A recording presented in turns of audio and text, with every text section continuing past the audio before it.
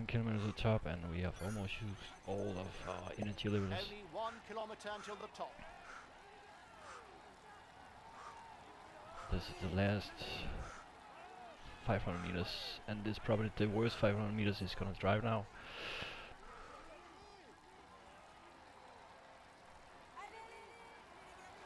And he reads it. He's moving on to the attack. Well done. You took the last climb. It prevents our competitors from stealing too many points. And it looks like we have this.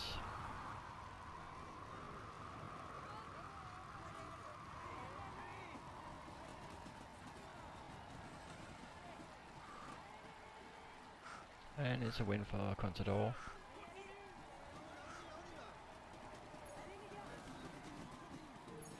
There you go, Contador win the stage. A magnificent drive. After that first, not first, but first, the fourth stage with where I actually take the jersey with Peter Sagan in a breakaway in the last climb. I actually take the jersey from Peter Sagan with Contador on the next stage, and it was actually not expected I would take it already like that and so much points, and of course it's sad for Peter Sagan, but I guess now it's time for Peter Sagan to just go for the green jersey. And now, as you see, Alberto Contador is leading with 20 seconds to Romain Bardet and 43 seconds to Michael Mollema. And then you see one of the outsiders called Valverde. Alejandro Valverde is 1 minute and 27 seconds behind. 26 seconds behind. Bagil 1 minute and 38 seconds, Daniel Martin 1 minute 44. And then the surprising is that Nibali is 2 minutes behind, and Quintana 2 minutes and 30. And if you go further down, we actually see Christopher Froome almost 4 minutes behind Alberto Contador. So it's gonna be exciting because there's a few stages now we have to go on like relaxing on and try to get some more oxygen to relax. This stage is actually a stage where we have to think about try to get the yellow jersey, the green jersey with Peter Sagan. He could probably not win it, of course, because Greipel and Kittel and Cavendish and are much better. But you see, this route is inside this inside France. That means that probably not in the win. If there's any win, it's probably be a win that is moderated. But we just have to see, and you see the profile actually says no win. Of course there will come some wins, but it's not the thing that makes a difference.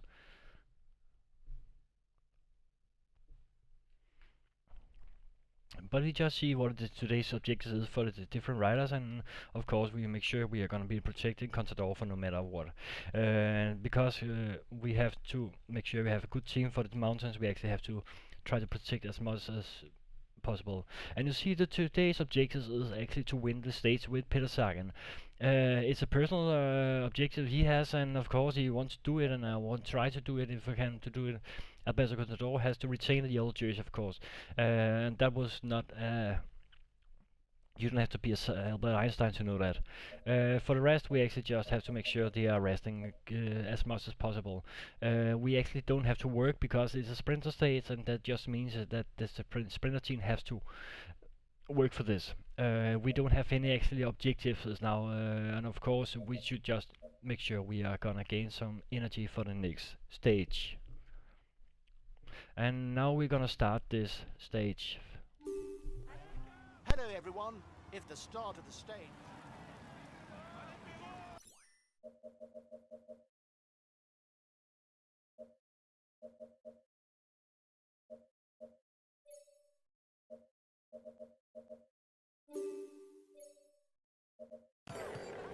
I'll take it easy on the relay.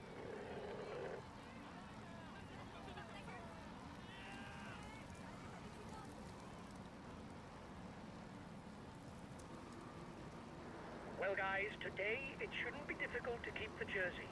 We've just got to keep our eyes on anyone who tries to pull away from the peloton. The riders have just set out and already there's an attack. As you see now, this is the stage where we have to go for the mountain, go for the jersey, and of course we are right now. We put one guy in the front of them. It's actually Michael Valgren. He could go for the polka dot jersey, but there's no reason for that. And we're trying to make sure our captains is protected, and that means just Peter Sagan and Alberto Contador. Rafael Maika don't have any objectives today. My Rogers, right now I'm controlling Rogers. Job is only to make sure that he can set up the tempo if there should be any problems with the sprinter teams cannot call up with the breakaway. This is a fairly easy stage where we can have rider like Steve Cummings already coming, and maybe Vugler or Slagter could probably attack, and then there's Matthias Brandl, who probably can also attack on this stage. This is different to how to say, because there's many teams who actually have a special agenda on this. The sprinter teams actually know this probably the last chance they actually have to win a sprinter stage before they actually hit the Mountain with 2 stage, because that stage would probably set the sprinter teams out of business for good, at least for the next 3 days. It might just work. But we just have to see now. You see Michael Valgren is in the front, and it's because I put some of my guys in front to actually pull the peloton, and it's fine and it's working good. But actually, we try to don't persist, because he don't need to work at all. He should just relax. It should be the sprinter's job to actually gain on them. The only thing we need to make sure is Team Cummings not getting 14 minutes and 34 seconds. And see here, Boardo is protecting Michael Sagan, of course, and then Kwiatkowski is protecting Contador. So at that moment we actually have some good riders, and Kreuziger is riding alone, and Micah is also part of this important riders we need to use in the long run. Nibali has lost 2 minutes and 40 seconds. We saw that before. He has a lot of time to gain, so he should also try to save his strengths a lot of times the next few stages.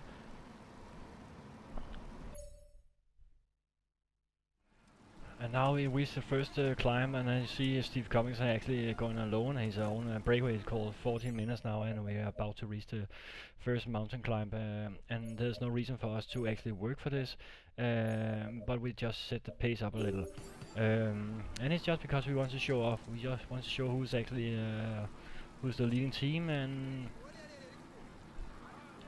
then we actually just want to show that we can control a breakaway on this. But again, a guy like Steve Cummings is a hard rider to get alone, to let go alone. But again, it's not possible for him to go all the way without any protection. Also because you see here there's a light wind in our back, and that means we should probably just gain time on him without any actually effort. And you see Sagan and Contador are still in very good shape. Kreuziger also and Micah are just relaxing. Boardo are protecting Sagan, of course, and then Kwiatkowski are protecting Contador. That's their main objectives until we reach the mountains. When we reach the mountains, it's actually different. Valgren should probably protect Contador, make sure he stays out of trouble. And that should be possible, because Valgren is not a bad uphill rider on the small section, so we should just see what's happening when we reach that stage. And for you people who are just watching this, you can also watch my live stream I'm sometimes doing with my pro team mode, where I actually just live stream only. I only play that when I live stream, and I'm not gonna play that like offline, like I do with this story mode. And you should try to come in, because in the summer we probably have some giveaways. We have Team Up and Focus Interactive about that, so we are giving more 4 or 5 keys away to this game. So if you don't have bought it yet, you should just listen on my channel and see what's going on. Or remember to watch My website, if you're Danish, of course, will be some only Danish competition, and the link would stand in the top right corner in a minute. We just and now back to the race, and we're trying to just gain a little time on Steve Cummings, of course, just to make him maybe work a little harder, but it's downhill, so he doesn't use his energy too much. It's actually fun to see a rider like Steve Cummings trying to go all the way alone. It could happen. Even this stage is too long for him, because the sprinter teams will probably take like 5 minutes the last 15, maybe 50, 40 kilometers. But we just have to see how it's gonna be. And right now you see I'm gonna use my aerodynamics. That's an important thing to do actually. When you have even the percentage is not over 5%, it should be 6%, then it gives you the best protection and best speed. But under that you can also do it if you are inside the peloton, because all the riders in front of you are actually protecting your riders. But also because there's a light wind in our back, that just means we are getting more speed on.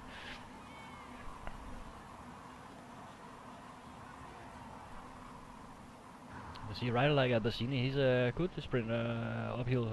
He's more like what should I call a puncher, and he could actually win a stage, not like this, but actually the last stage I was winning with Peter Sagan.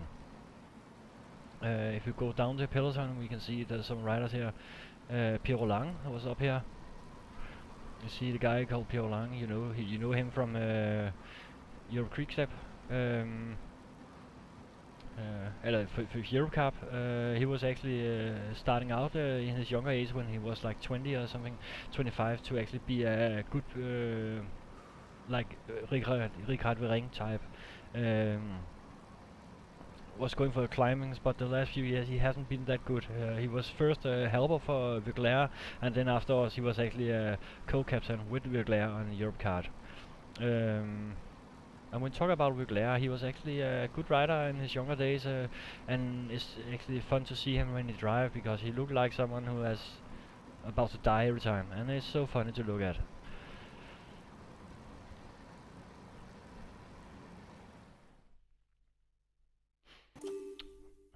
And now this is the first sprint we actually have to try to get some points with Peter Sagan. And of course we are trying to make sure we are staying behind Greipel or something, because that would probably be the best thing to do. We are not setting the pace, we are making Greipel's team Lotus, and maybe using back put the pace on, but we just follow Greipel as the best way we can do it. It gives us 20 points, and it should give us a better chance to get the green jersey, or else there will come a lot of stages where we actually can go inside and get the green jersey, because there's a lot of stages where the sprint is actually after some mountains. 5 kilometers from the intermediate sprint. A teammate is beginning to lose touch. Valgren and Trofimov about to lose touch. Of course, it's my mistake, but it's fine. They should just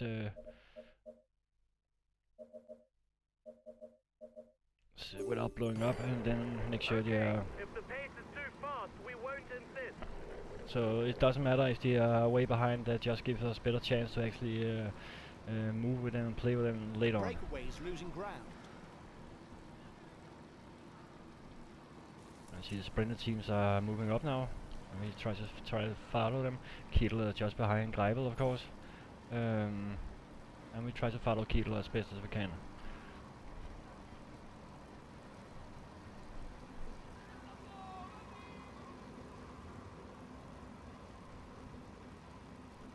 And Steve Cummings, of course, take the 20 points, so just who are gonna get the 15 points, we just have to see. And you can see there's just a little uphill just before the sprint, so actually it could actually be Sagan's advantage. We just make sure we are reaching this uphill just before the climb, because then we can probably take the sprint. The peloton is riding hard. Stay well placed. We're trying to move it fast now. Here's the winner of the intermediate Grauer sprint. trying catching up. Grauer moving. Now 4 kilometers, and now we reach this uphill. We should try to take it. Teammates are accelerating. They're no doubt readying the intermediate sprint.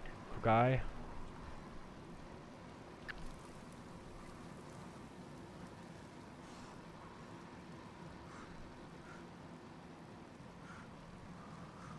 We try to go in a sprint now because it's 3%. It could probably give us some good lead.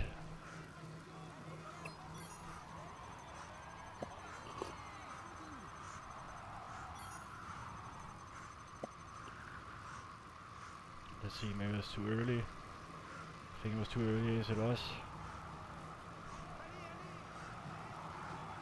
It's way too early. And he take the sprint. That was it was good played by Sagan. He was doing the right thing.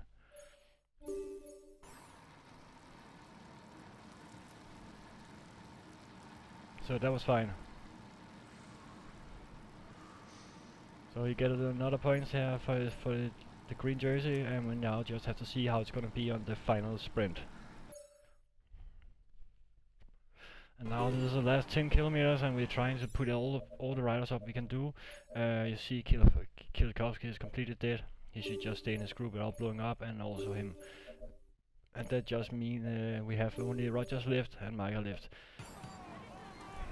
Then we have Greipel and Bohani and Degenkolb. All three amazing riders who actually can win this sprint. We just have to stay behind, and Steve Cummings are only 20 seconds behind. He actually said he have only come to 2, and there he lost it. He used almost 200 kilometers on a breakaway, and then on the final he actually lose it. That is not the best way he can lose this, but he did it.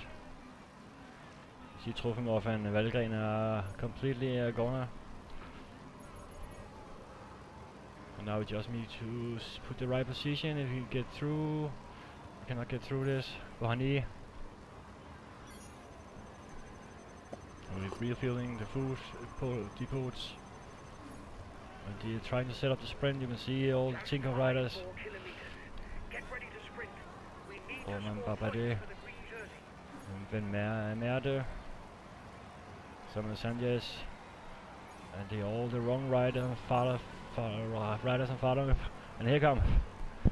Here come. 3.3 kilometers left, and the Pilsner is braking, and DMR. What's going on now? We try to attack with Sagan. We try to attack.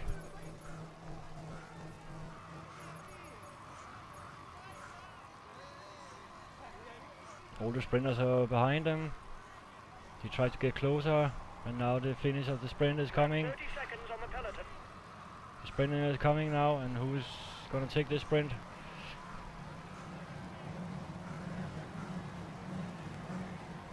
And Sagan completely lost. He lost the one thread.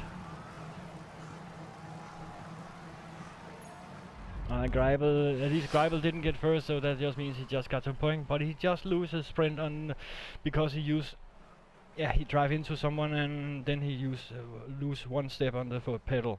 It's sad, but that's what's going on sometimes. We can just see the sprint after this and see what's exactly what happened. You see right there, Sagan is trying to go in front of him and actually try to press him out, but he didn't go back, and you see he just hit Cavendish, and he hit his wheel, and he actually lose one step or two steps. And then you see further what's going on here, and you see he tries to get back, and he actually trying to get back hard, and then he take over Greipel with actually big threat, and he's getting closer and closer and closer, and he actually still have a chance to actually try to get a few more points, but because of that only mistake, he actually gonna lose this. It's sad, but that is part of the race. Leading riders this year. Here's the yellow jersey of this Tour de France. He will be able to hang this jersey in his trophy room. Let's hope for him that he can add more. As you see, he got the yellow jersey, of course. That should be not be a problem, and that's probably that. He is in sparkling form, And and you can Valgren actually clap him loudly. defended the polka dot jersey. Here's the polka dot jersey of this Tour de France. Jeg ser det bare Contador is actually have it. I It forgot is a that. moment that he soon won't forget, But and which Valgren is marks his second. career. Come on, let's applaud him once more.